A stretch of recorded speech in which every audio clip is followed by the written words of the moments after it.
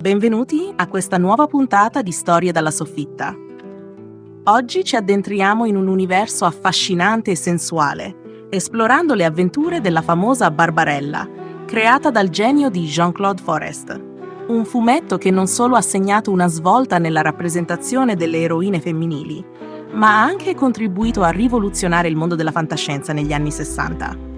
Se vi piacciono le storie di avventura, libertà e un pizzico di provocazione, allora Barbarella fa al caso vostro. E mi raccomando, non dimenticate di iscrivervi al canale e di attivare la campanella per non perdervi le nostre prossime puntate.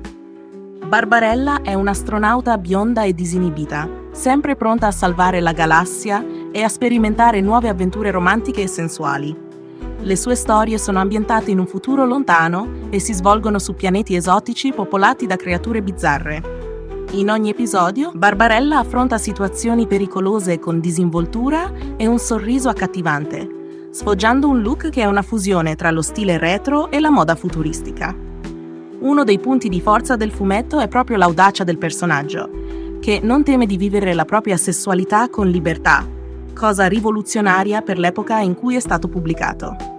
Il fumetto di Barbarella è apparso per la prima volta nel 1962 sulle pagine della rivista francese V Magazine. Nel 1964 venne raccolto in un volume grafico che ottenne subito grande successo in Francia e all'estero, diventando un simbolo della rivoluzione sessuale e del movimento di liberazione femminile degli anni 60.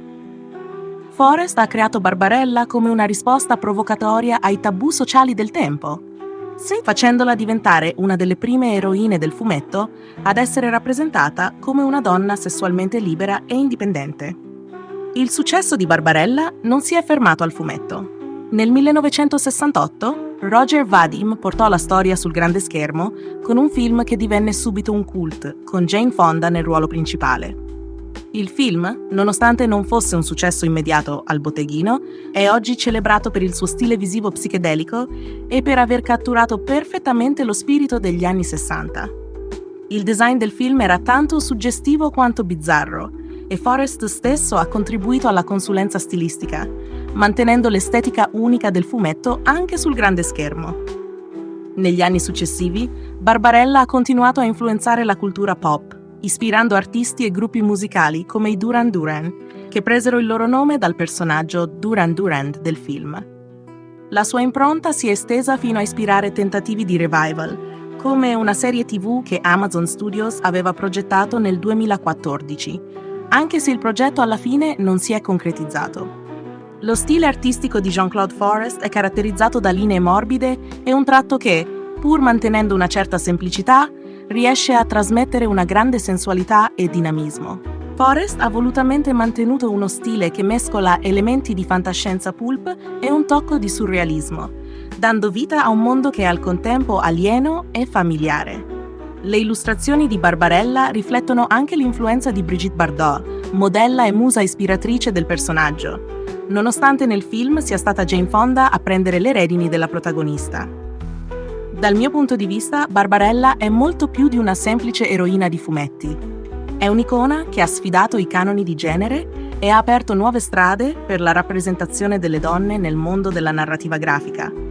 Oggi potrebbe sembrare un po' datata e provocatoria, ma bisogna considerare l'epoca in cui è stata creata. La sua audacia e il suo spirito libero sono stati una ventata di aria fresca, e penso che, nonostante le critiche ricevute, il suo contributo alla libertà espressiva nel fumetto sia innegabile. In conclusione, Barbarella è un personaggio che ha lasciato un segno indelebile nella cultura pop e continua a essere un simbolo di emancipazione e fantasia. Se non avete ancora avuto occasione di leggere il fumetto o di vedere il film, vi consiglio vivamente di farlo. Vi assicuro che vi troverete immersi in un mondo unico, dove l'avventura e il glamour vanno di pari passo. E con questo è tutto per oggi. Se vi è piaciuto questo episodio, lasciate un like, iscrivetevi al canale e condividete con i vostri amici appassionati di fumetti. Alla prossima puntata, qui su Storie dalla soffitta.